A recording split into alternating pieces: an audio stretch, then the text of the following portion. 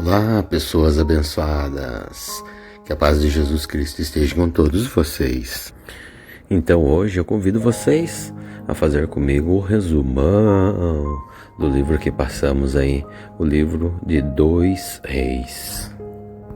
Que sim, é a continuação de 1 Reis, né, que fala sobre os reis de Israel, né, tanto de Israel e o de Judá, né, que daí foi mudado, separado os grupos ali, como dizia lá no 1 Reis. Então temos a continuação dos outros reis, dos feitos dos outros reis. Temos uma boa parte, né, que fala sobre o profeta Elias, das boas coisas, das boas profetizações, das boas ações que ele fez em nome de Deus Todo-Poderoso. Então eu vou resumir assim, vou mencionar tantos reis de Judá quanto os reis de Israel, né, os nomes, e vou me atentar mais ao profeta Elias, né, que também tem mais capítulos sobre ele, sobre os feitos dele, dá um pouco mais atenção, que foi assim mais, vamos dizer, não mais importante, né, nessa história, nesse livro. Então vamos relembrar um pouco dos reis antigos ali, do primeiro livro de Reis, né? Que antes do reino ser dividido em 2, era todos governados por um rei, né? O primeiro rei, que foi o rei Saul, depois veio o rei Davi e o seu filho Salomão. Aí depois disso, todo o povo de Israel foi dividido em 2 grupos, né? Que era o povo de Israel e o grupo de Judá. Então o reino de Judá, o reino do sul, que era das tribos de Judá e de Benjamim, né? E era governado pelos descendentes de Davi na capital Jerusalém. E depois veio o reino do norte, e era as outras tribos que tinham renunciado Davi, que não seguiam a Davi. E tudo isso foi feito por ordem de Deus, o Senhor, né? Deus que fez que eles se separassem desse jeito. Então, após as divisões das tribos, né, veio os outros reis, né? Então vamos começar mencionando os reis de Judá. Roboão, né, que foi o filho de Salomão. Depois veio Abias. Depois veio Asa. Depois veio Josafá. E desse rei, temos um adendo ali, um pouquinho falar sobre ele, pois ele, no reino dele, no reinado dele, Judá voltou a ser próspera e ele trouxe paz em Israel e Judá. Depois veio o rei Jeoram, depois o Acasias, Atália, deu seu filho, Joás, depois o rei Amazias, o rei Uzias. Esse rei também trouxe muita paz em Judá e trouxe muita prosperidade.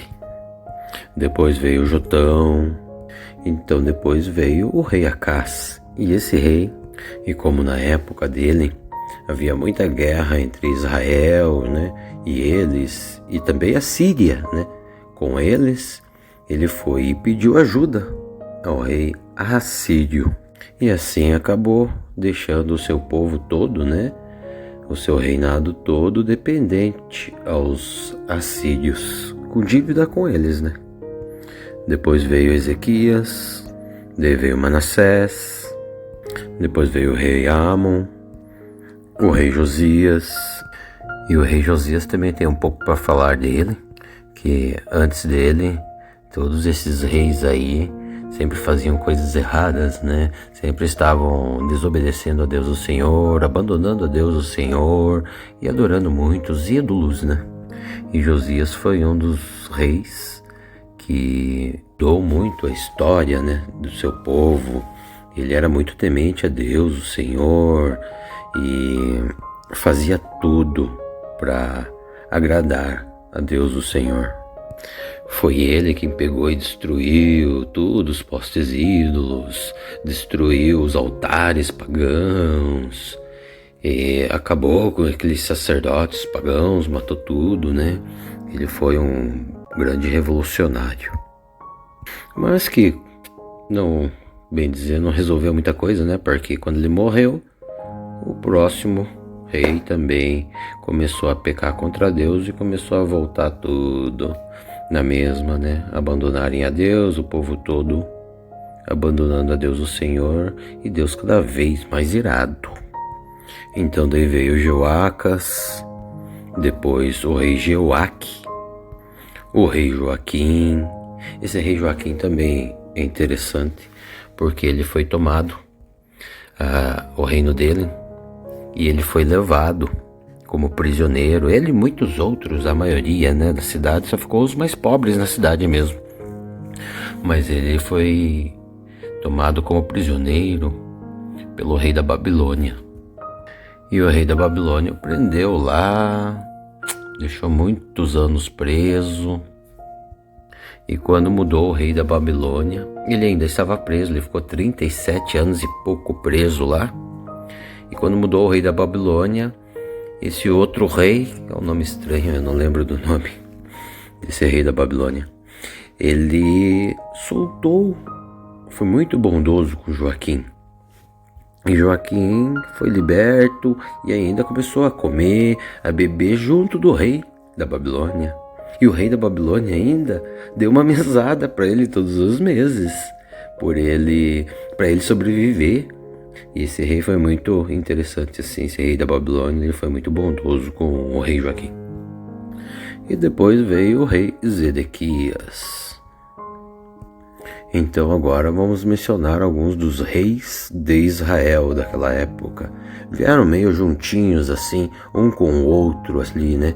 Um seguindo o outro, o primeiro de Judá junto com o primeiro de Israel, o segundo, assim mais ou menos, na mesma época, né? Então o primeiro foi Jeroboão II. E ele foi o primeiro rei depois da separação e a divisão das terras ali, né? Entre o reino do norte e o reino do sul.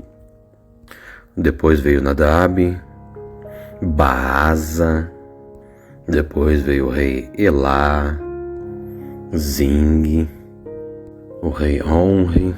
Esse rei aí também ele foi bastante importante, porque ele trouxe muitas conquistas para as cidades, e foi ele que fez Samaria, a capital, né, de Israel. E ele conseguiu muitas conquistas ali, muitas alianças, né, políticas. Depois veio o rei Acabe, que era muito influenciado pela sua esposa, pela rainha. Ele fazia tudo que ela queria e acabou sendo culpado por muitos e muitos pecados, né? Porque ela era pagã. E o nome dela era Jezabel. E ela fez com que todo o povo pecasse também, né? Porque fazia adorar a outros deuses, a postes ídolos, né?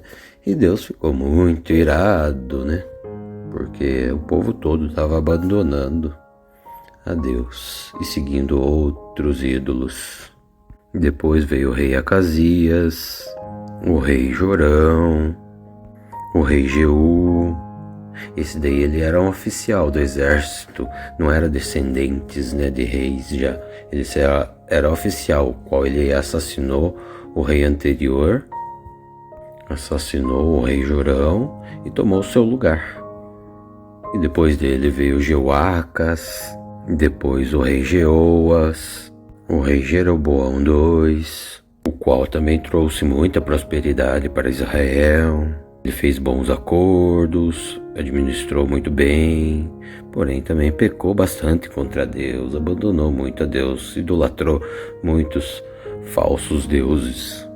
Depois dele veio Zacarias, depois veio o rei Salum, depois o rei Menai, depois o rei Pecarias, o rei Teca e, por fim, o rei Oséias, que foi o último rei de Israel. E assim foram todos os reis, mais ou menos 20 reis de cada lado, mais os 3 do princípio. Então foram 43 reis no total. E então nessa época havia um profeta chamado Elias, profeta de Deus. Ele fazia tudo que Deus mandava, amava muito a Deus, obedecia tudo, os mandamentos e as leis de Deus, fazia tudo certinho. E ele profetizava o que Deus mandava ele profetizar. Ele falava o que Deus falava para ele falar. E ele fez muitos feitos, mostrou muito o poder de Deus para o povo. Ele orou a Deus uma vez e Deus mandou fogo do céu e queimou oficiais e soldados, 50 soldados mais ou menos, de um rei, que era o rei Acasias. E o rei enviou de novo mais um oficial com 50 homens e ele fez a mesma coisa, provando que o poder de Deus estava com ele, né? Que Deus estava com ele. E isso tudo porque Deus estava muito irado, né? Tanto com o rei quanto com o povo de Israel ali, porque eles estavam abandonando a Deus e adorando outros ídolos, né? E consultando outros ídolos e tudo mais. Esse rei consultava muitos ídolos para saber das coisas. Então Deus estava muito irado e fez tudo isso. Mas Elias, ele estava muito velho, estava chegando a hora dele ir embora já, né? Então um dia ele foi com o seu ajudante, que era o outro profetinha, né? Chamado Eliseu, né? Que fez várias e várias coisas também aí, né? Que tem vários capítulos dele aí, né? Nesse livro de Reis, do segundo. Então saiu para ir embora, para Deus levar ele, né, num redemoinho e tudo mais lá. E a outra prova foi que Elias pegou a sua capa que ele usava e bateu na água do Jordão. O Jordão se abriu e os dois passaram em terra seca. E daí quando passaram do outro lado, Deus levou ele, o Elias, né? E assim caiu a capa dele. E Eliseu catou, pegou a capa e foi fazer a mesma coisa, né? Voltou, meio desanimado, porque o mestre dele tinha morrido, tinha ido embora, né? Deus tinha levado. E chegou no Jordão, pegou a capa e chulapt, bateu, nada. Bateu, aí se abriu o Rio Jordão também e ele passou. E tinha uns profetas lá também, né? Que tinham seguido, sabia que os dois estavam lá, queriam saber, ver o que aconteceu. E viram o que ele fez. E assim o Espírito de Deus ficou junto com Eliseu, né? E eles estavam ali na cidade de Jericó e tudo mais. E uns homens de Jericó vieram e falaram com ele, né? Ó, profeta, o senhor sabe que a cidade aqui é boa, mas a água daqui é horrível, né? Não presta. Ela causa doenças, causa aborto. E ele falou assim, não, se Deus está comigo, então me tragam um prato de sal lá. Vamos ver, vou dar um jeito. Eles trouxeram um prato com sal lá e ele pegou, foi até a fonte e jogou o sal dentro da fonte e orou para Deus. E a água ficou boa. Aí todo mundo se espantou e viu que o Espírito de Deus estava com ele, né? Que ele tinha virado o profeta mesmo. E a outra prova foi que ele foi embora dali. Foi no meio do caminho lá, uns rapazes começaram a caçoar dele. Ele amaldiçoou os rapazes e quando olhou para trás, os leões tinham espedaçado 42 daqueles rapazes que tinham caçoado dele. E também ele fez sair a água lá, num tempo que os 3 reis estavam sem água para beber, para os animais, que eles estavam saindo para um ataque lá contra os moabitas. Eles estavam sem água e foram falar com Eliseu. E Eliseu falou assim, peraí, façam as covas aí, que vocês não vão ver chuva, nem nada, nem vento, mas vai sair água daí. E veio água no leito do ribeirão lá, que estava seco. Ele tinha profetizado também para esses 3 reis aí, que eles iam vencer o rei Moabita e tudo mais. E aconteceu que teve a batalha e eles venceram. Com a ajuda de Deus Pai Todo-Poderoso. Porque Deus estava com eles, com quase todos eles, né? Porque alguns ainda também eram desviados. Mas o rei moabita, ele só venerava a deuses falsos, postes ídolos e fazia coisas ruins. Então Deus não queria saber desse rei moabita, não. Então deu a vitória aos reis de Israel, bem assim como Eliseu havia contado. E outra passagem também da profetização de Eliseu foi quando uma mulher viúva lá com filhos estava recebendo ameaças de cobradores, né, que estavam querendo pegar os seus filhos como forma de pagamento, porque o seu marido tinha morrido e estava devendo para essas pessoas, né? E ela foi falar com Eliseu. E Eliseu perguntou: o que é que você tem na tua casa? Eu só tenho um jarro de azeite. Ele mandou: volte para casa, enche, pegue o jarro de azeite e empreste um monte de bacia lá dos seus vizinhos. E mande seus filhos trazendo as bacias, você pega esse jarro e vai enchendo. E ela foi e fez isso. Encheu a primeira, encheu a segunda e foi enchendo. Quando chegou na última, ela perguntou: ainda tem mais, meus filhos? Eles falaram: não tem mais bacias, mamãe.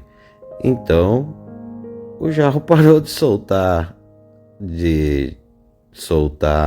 azeite. Então, ela teve muito azeite para vender e pagar todo mundo, e foi feito como o profeta Eliseu falou. Mas por meio de Deus, né? Deus foi quem fez tudo isto, né? Tinha lá também um oficial sírio lá, que se chamava Naamã. Ele tinha uma grave doença da pele e foi falar com Eliseu. E Eliseu falou para ele: vai lá e tome 7 vezes banho lá no Rio Jordão que você vai ficar curadinho, meu amigo. Ele não quis acreditar, né? Mas daí os seus oficiais encheram tanto o saco dele que Naamã acabou indo.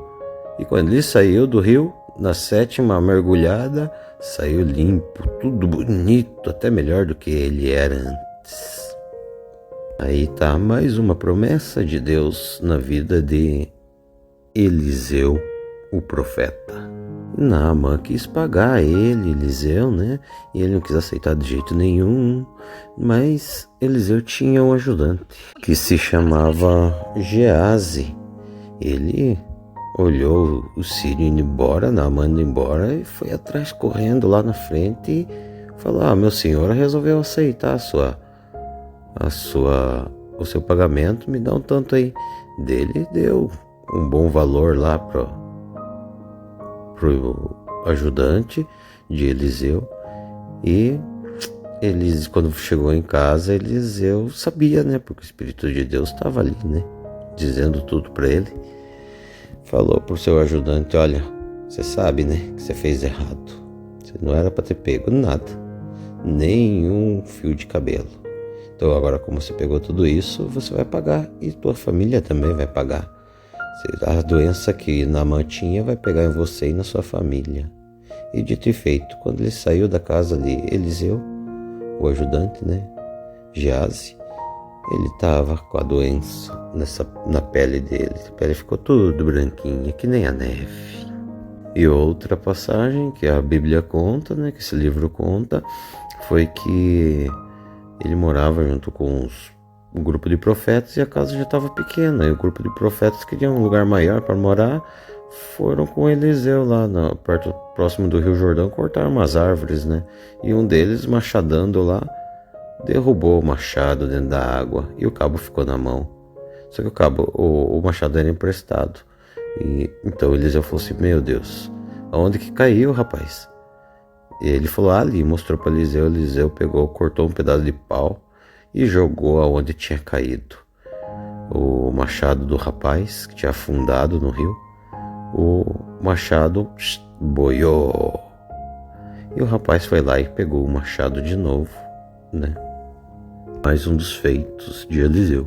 Aí também outro caso foi quando o rei da Síria estava em guerra também com Israel e ia atacar Israel. Mas Eliseu sempre avisava, né, o povo de Israel o que ia acontecer. E isso Eliseu avisou também o rei de Israel. E o rei da Síria ficou muito bravo, né? Descobriu que Eliseu que estava falando, né, para eles, avisando tudo. O rei da Síria foi lá e descobriu onde que Eliseu morava e pegou seu exército, um monte de homens, um monte de cavalos, um monte de carro de guerra e foi lá para matar Eliseu. Quando chegaram lá e cercaram tudo, Eliseu orou para Deus e Deus mandou um monte de carro de guerra com cavalo, tudo de fogo. E foi no acampamento dos sírios lá e acabou com mais da metade dos sírios. Os sírios ficaram com medo e tchau, foram embora. E livrou o Eliseu da morte. E naquela época tinha muita fome, né? Por causa da guerra entre os israelitas e os sírios. Estava faltando muita coisa lá, muita comida. E então Eliseu profetizou que eles iriam ali, os israelitas iriam ter comida e comprar comida tudo baratinho, né? Mas um dos ajudantes do rei tinha duvidado, né? Nem que Deus abrisse as portas do céu lá, as janelas e fizesse cair, nós não teríamos comida desse jeito. Não é tão fácil assim, não, Eliseu. E Eliseu falou, esse cara vai morrer, não vai durar muito tempo não, profetizou isso também. Aí então um dia, no acampamento dos sírios lá, Deus fez eles se assustarem e fugiu. Fez uns barulhos estranhos lá, pensando que era muita gente que estava vindo atacá-los. Eles ficaram com medo e fugiram todos para a Síria, largaram tudo ali, todos os cavalos, os animais, as comidas, as roupas, os ouro, tudo, né? Tudo que eles tinham no acampamento eles largaram, só foram com a roupa do corpo embora. E assim, o povo de Israel, né? O rei de Israel, foram lá no acampamento e tinha muita comida, tinha muito ouro e se cumpriu, né? A palavra, a profetização do profeta Elias, que eles iam ter comida ali por um bom tempo ainda. E isso, quando eles souberam disso, todo o povo que foi lá para pegar essas coisas, né? Foi um monte de gente, tudo apavorado, né? E esse rapaz que tinha duvidado do profeta Elias tinha ficado no portão da cidade, né? Olhando, esperando ali, né? E quando o povo passou, atropelou ele e matou ele, pisoteado. E se cumpriu a promessa, a profetização do profeta Elias, que tinha falado que aquele que duvidou ali, aquele ajudante do rei, iria morrer. E morreu, pisoteado pelo povo. Ele também tinha ressuscitado um menino, né? Que tinha morrido lá. A mãe do menino tinha ido chamar Eliseu, porque ele já tinha feito um milagre na vida dela, né? Que foi que ela era muito rica e ajudava, recebia ele como hóspede, né? Porque quando ele ia para a cidade dela lá, ele ficava sempre lá, na casa dela. E ela até fez um quartinho, ela e o marido dela fizeram um quartinho para ele ficar quando ele fosse lá profetizar na cidade. E ela não tinha filhos, ela era muito rica, mas não tinha filhos, e seu marido era muito velho. E ele profetizou um filho para ela. E ela teve um menino um ano depois.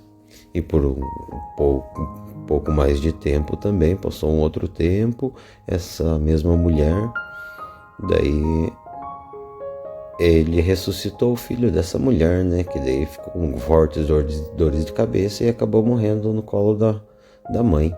E ela procurou Eliseu foi lá ver o menino no quarto, estava lá no quartinho dele, na cama dele, e morto. Ele deitou 3 vezes, orou para Deus e o menino voltou a respirar.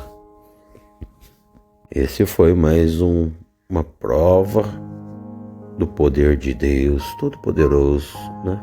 Eliseu também profetizou que um oficial chamado Hazael, oficial do rei da Síria, ia ser rei da Síria, ia ser muito carrasco, ia fazer coisas horríveis, né? Matar pessoas, cortar a barriga das mães grávidas e tirar o filho dali, e assim por diante, coisas horríveis. E assim se cumpriu. ele virou rei da Síria, matou o próprio rei dele e acabou virando o rei da Síria. E fez muitas barbaridades com o povo. Então, passou-se muito tempo e foi no reinado do rei Jeoas. Eliseu já estava muito velho e foi atacado por uma doença muito grave e sem cura, já estava para morrer, né? Então esse rei, ele foi visitá-lo e Eliseu profetizou de novo, né? Mandou que ele pegasse o seu arco e batesse no chão, né? Ele foi lá e bateu 3 vezes. E Eliseu falou assim: poxa, por que você não bateu mais vezes? Agora vai ser só 3 vezes que você vai vencer os assírios. E assim aconteceu. Esse rei, ele venceu os sírios, mas venceu só 3 vezes, né? Para depois ser dominado de novo mais lá para frente. E passando isso, o Eliseu acabou morrendo e foi sepultado ali na sua sepultura mesmo. E um dia, e ainda não acabou, os milagres, né? As profetizações de Deus através de Eliseu. Então, depois que ele foi morto, ele foi sepultado ali. E um dia, os israelitas estavam fazendo um enterro ali, estava com o morto na mão ali, né? E um bando de sírio que fazia tipo assim arrastão, sabe? Que invadiam para saquear, para matar, né? E naquele dia do velório desse tal homem aí, eles viram esse bando de sírios aí, ficaram com medo e largaram o morto, jogaram o morto, na verdade, né, no túmulo do Eliseu. E quando o morto caiu em cima dos ossos de Eliseu, acho que estava meio aberto, não sei direito, né, não dá para entender direito, mas enfim, quando o morto tocou nos ossos de Eliseu, o morto levantou, saiu andando e reviveu. Olha, mais um milagre, mais uma profetização através de Eliseu, né? O poder de Deus Pai Todo-Poderoso. Bom, esse foi o último milagre, a última profetização, a última coisa que Deus fez através de Eliseu, mesmo ele morto. Para vocês verem, né, como Deus é grande e é maravilhoso para aqueles que o obedecem, né? E os outros reis que vieram, que foram, que passaram ali, né, que foram mencionados lá no começo, né? A maioria deles pisaram na bola com Deus, fizeram coisas erradas, coisas que não agradavam a Deus, né? Deixaram Deus de lado e foram adorar a ídolos, a postes, a imagens, né? E assim todo esse povo recebeu o castigo justo, né? Eles sofreram porque eles não obedeceram as leis, os mandamentos de Deus Pai Todo-Poderoso, abandonaram a Deus, o Senhor, né? Fizeram coisas erradas, coisas ruins, mataram pessoas inocentes e fizeram tudo aquilo que Deus, o Senhor, não gostava. Então essa foi uma história dos reis, né? De Judá, os reis israelitas e um pouco da história do profeta Elias e Eliseu, né? Que foram os profetas de Deus, o qual Deus esteve com eles, né? Mas também teve alguns reis que foram bons, né? Que fizeram aquilo que Deus queria, que Deus tinha ordenado, obedeceram todos os seus mandamentos, adoraram somente a Deus. Alguns reis dessas épocas, eles acabaram destruindo os templos, os postes, ídolos dos deuses pagãos, mataram os sacerdotes, aqueles que clamavam e oravam pelos deuses pagãos, né? Fizeram coisas boas também, né?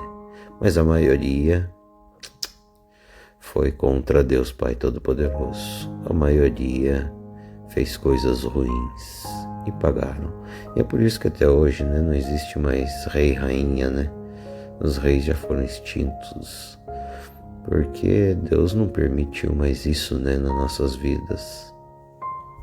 Então é bom pensarmos, né, bem nas justiças de Deus, né? Deus é muito justo, pessoal. Deus é muito justo. Ele dá tudo o que precisamos e não pede, bem dizer, nada de nós. Ele só pede que a gente adore a Ele, clame a Ele, obedeça às leis e os mandamentos dEle. E o que é as leis e os mandamentos de Deus? São poucas as coisas, são coisas tão fáceis para nós fazermos que, bem dizer, Ele não pede nada para nós em vista do que Ele nos dá. Ele nos dá a vida, nos dá a casa, nos dá o ar para respirar, nos dá a comida de todos os dias. A árvore cresce e dá fruto de graça para nós, bem dizer, né? Então Ele dá muitas coisas e não pede nada. O que Ele pede para nós é pouco, é coisas que nós conseguimos fazer e sem sofrer. Então, são coisas para nós pensarmos, refletirmos e colocarmos nossas vidas e nossos caminhos nas mãos de Deus, né?